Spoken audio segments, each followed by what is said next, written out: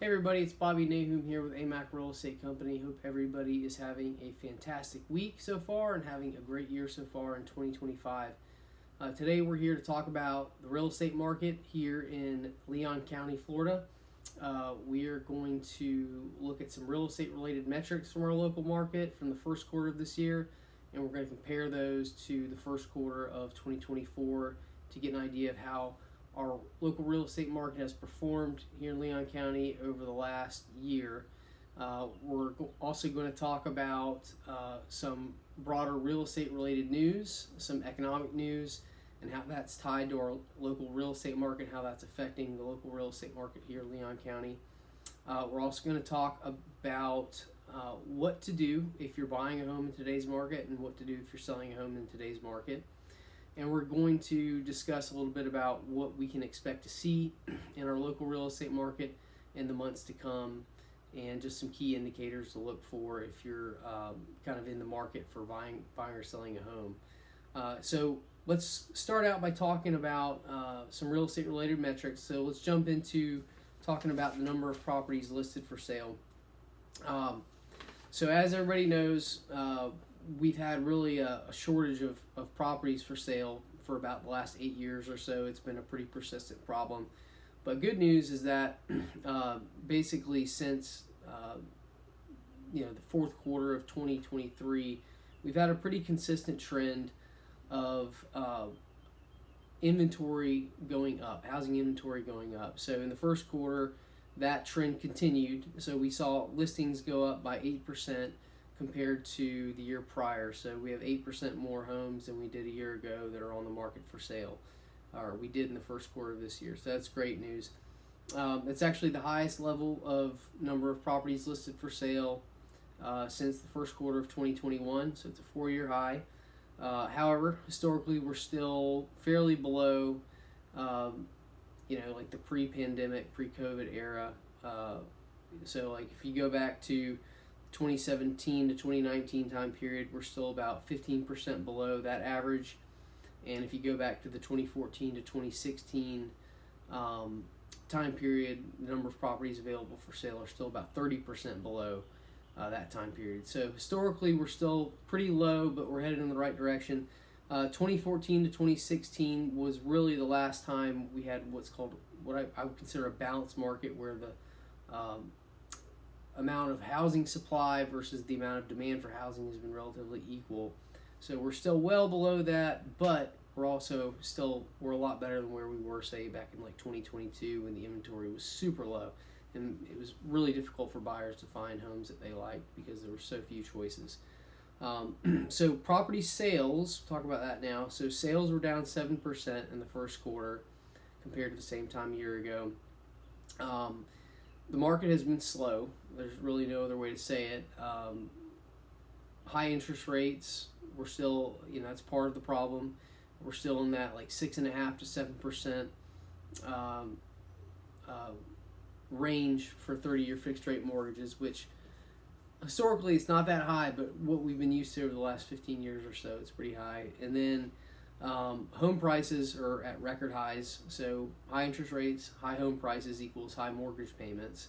So that's the main thing. And then also just overall high cost of living. Inflation over the past 4 or 5 years has really increased just the overall cost of living to where it's made buying a home more difficult for more people. So that is really the main reason why home sales are down.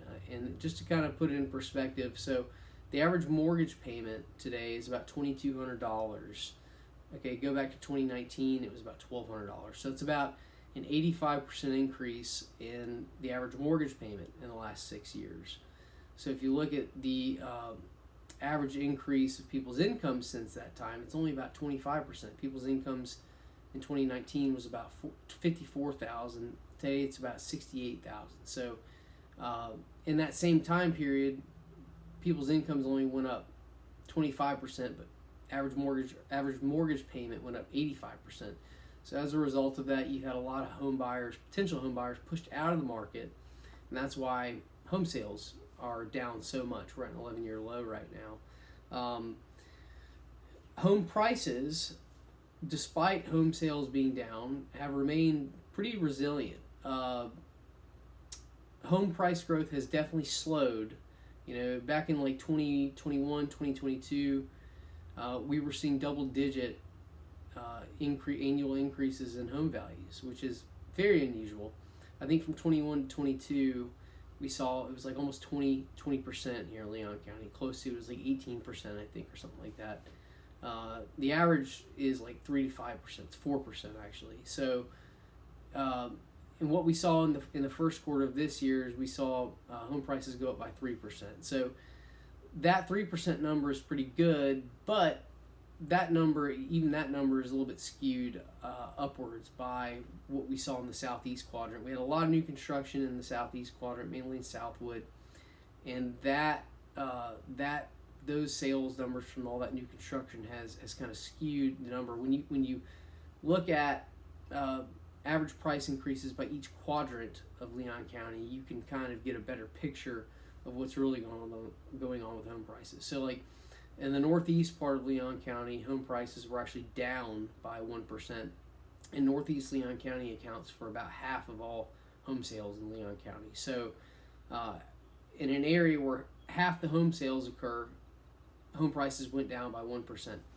Northwest quadrant, home prices were up by about 1%. You go to the southwest quadrant, home prices were down by about 0.2%, so down just a little bit. So when you back out that new construction from the southeast, home prices are really about flat from a year ago, maybe even slightly down a little bit. So, which makes sense, because if housing supply is continuing to go up and housing demand is continuing to go down, it's really only a matter of time before home prices start to go down too. So we'll talk a little bit more about what to expect later, but I would expect in the second, third quarter of this year, we'll probably see home prices overall across the board in Leon County either be flat or go down by 1 or 2%. So, all right, so the next metric I want to talk about is the list price to sale price to listing price ratio. So what that is that's the ratio that measures on average how much homes are selling for in relation to the home's asking price. So that was pretty much flat in the first quarter from the same time a year ago. It was up by like 0.02% from the first quarter of 2024. So in the first quarter of this year, homes sold for 98.13% of the home's asking price on average. So pretty close to the asking price. So that's indicative in itself that we're still in a seller's market. Even though home sales are down, even though listings are up, it's still more favorable for sellers than it is for buyers right now. Now, days on the market, that was up by 14% in the first quarter compared to the same time a year ago. So it took 14% longer in the first quarter of this year to sell a house than it did in the first quarter of 2024. So that's indicative of the fact that the market has continued to soften.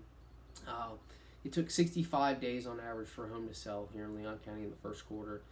Same time a year ago, it was 57 days. So that is something to pay attention to. So, if you're listing your house for sale, just expect it could take, up to a couple months for your house to sell, even if it's priced right, even if it shows well. So distress sales only made up 1.5% of overall sales in Leon County. So it continues to be a very low number. It's even down further from a year ago when it was 2.3%. So distress sales, again, foreclosures, short sales. They can also be like tax deed sales, estate sales, bankruptcy sales, anything where the nature of the sale itself lends itself to the property selling for under market value can be classified as a distress sale. With distress sales only making up about 1.5% of sales in Leon County, they are really a non-factor in our local real estate market, really not having any impact at all. So let's just kind of summarize. So again, basically the market in Leon County has slowed down. It's continuing to slow down. That's been the trend, the trajectory of our market for the past 18 months basically. Going forward, I would expect to see that trend continue at least for the next 6 months, maybe through the end of the year. In the months to come, I would expect home prices to continue to soften for sure. I think that home prices will be lower than they were in the summer of last year.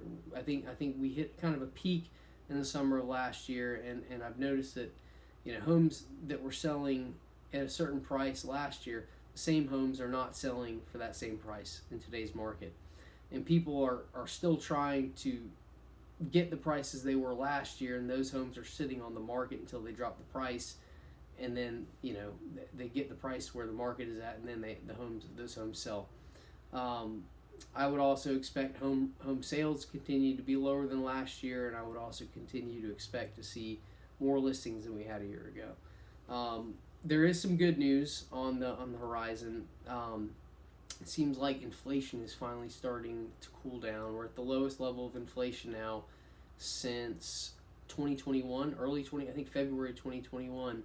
So that's important because inflation and interest rates are interlinked together, because as long as inflation continues to be elevated above the 2% target that the Federal Reserve has, we can expect them to hold interest rates where they are at right now, and that's going to continue to keep mortgage rates pretty much where they're at. So I think probably by September or October or later, sometime later this year, I think you'll see the Fed drop the federal funds rate. I think you'll see the 10-year Treasury bond, the rate for that go down, which that is what mortgages track, is the 10-year Treasury bond. And when that happens, mortgage rates will go down. I think by the end of the year, we could probably see interest rates on 30-year fixed rate mortgage drop closer to 6%. And I think once they get down to 6%, below 6%, I think that's going to have an impact on home sales. We're going to see more homes available, or more homes selling when that happens. The other thing to look out for is that right now Congress is working on a tax bill. They're working on making the 2017 tax cuts permanent, and also adding some additional tax breaks in there, like no tax on tips, no tax on Social Security, no tax on overtime. They're also talking about possibly giving additional tax credits or tax write-offs to people who have children. So these are things that will put more money in the average person's pocket, which will ultimately lead to more home sales. So, and it's just also just the markets don't like uncertainty, whether it's real estate market, stock market, whatever. Once that tax bill gets passed, we have a certain level of certainty in the economic marketplace, which will lead to people feeling confident, which will lead to more people buying homes. So I think that will likely pass sometime between July and September. So I think when that happens in the months following, you'll see the real estate market you'll start to see more home sales. It'll kind of unlock things, in my opinion. What else? So let's see. All right. So if you are in the market for selling a home, I think that there's a couple things you need to know. So first of all, in our local real estate market, there's a little bit of a dichotomy. So there's kind of two sides of the same coin that's going on. So on one hand, certain properties are selling really fast still for really high prices, and then other properties are lingering on the market and selling for less than they were a year ago. So the properties that are selling for a lot of money and selling quickly right now are homes that are in good areas, homes that are priced right, and homes that show really well and are presented well. So like in my own day-to-day business, I'm working with several buyers this year, and they're looking at nice homes and good areas, and we've seen several instances of multiple offers on homes, like more than 5, I think in one case over 10, and the home's selling for a good bit more than the asking price. On the other hand, I've also seen other certain segments of our market here, like condominiums. Condominiums are going through a tough time right now because of the the due's going up because insurance costs for condominiums is going through the roof, and that's causing condo fees to go up, which is kind of depressing the condo market right now. So you're seeing like condos sit on the market for a long time. They're selling for less than they were a year ago. Also, homes that are not presented well, not in good areas, they're also taking longer to sell, and they're sitting on the market for longer. And people right now are still kind of coming to reality that they're not going to get the same value that they were for their home last year. So those people that are still holding on to yesterday's home values, it's causing the homes to sit on the market longer. That's why we have an increase in the number of days on the market. So if you're selling your house, it's really important in today's market to get your house presentable, make it look good, make it show good, and then also price it right. You know, the other thing about the homes that have the multiple offers on it is that they priced their homes at probably slightly under market value, and that caused a flurry of activity, which ultimately led to the price going up. So getting your house ready, making it, getting good photographs, and then pricing it right. And if you do that, you will likely sell your property quick and get a pretty good price for it. If you don't do that, if you just throw your house on the market and it's in bad shape, I would expect for it to sit for a long time, and you're going to end up having to sell it at a steep discount. So it really does pay to get your house ready, and it pays to price your home right too. Don't try to start high and think that people are going to negotiate you down, so you got to start high. It's not really how it works. You got to price your home right to get lots of interest, and then once you get lots of interest, the market will just do its thing, and you'll get a good price for it. So now, if you are buying a home, you have more choices than you did a year ago. You had more choices of homes than you have in a while. So you can take your time a little bit more, in most cases anyway, in negotiating. In my own day-to-day business, I'm seeing a lot of negotiations are going on for a long time, 2, 3, even in some cases I've had some deals we've negotiated that took over a month to negotiate. That's not always going to be the case, but you're seeing more of that. So and that's fine, because if that's what it takes for the buyer to get a good deal, then that's fine.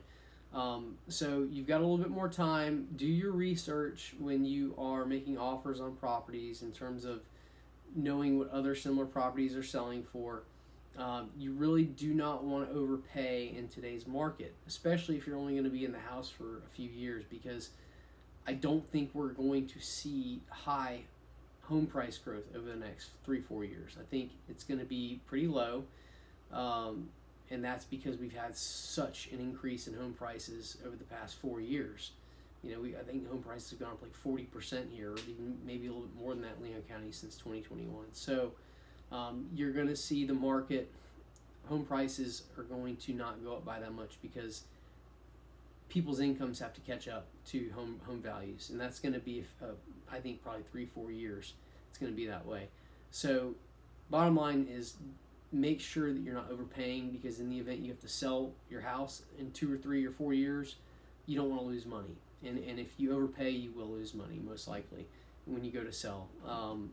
And then also, as always, have your pre-qualification letter ready. If you are getting financing, you don't want to be in a situation where you make an offer on a property and then they come back and they say, hey, well, we need your pre-qualification letter. And then you go to your lender and start that whole process, and while you're doing that, another offer comes in and you lose the house. You don't want that to happen. Go ahead and get your pre-qualification letter, have it ready to go. That way, when you submit an offer, you have that available to submit with your offer. Let's see what else.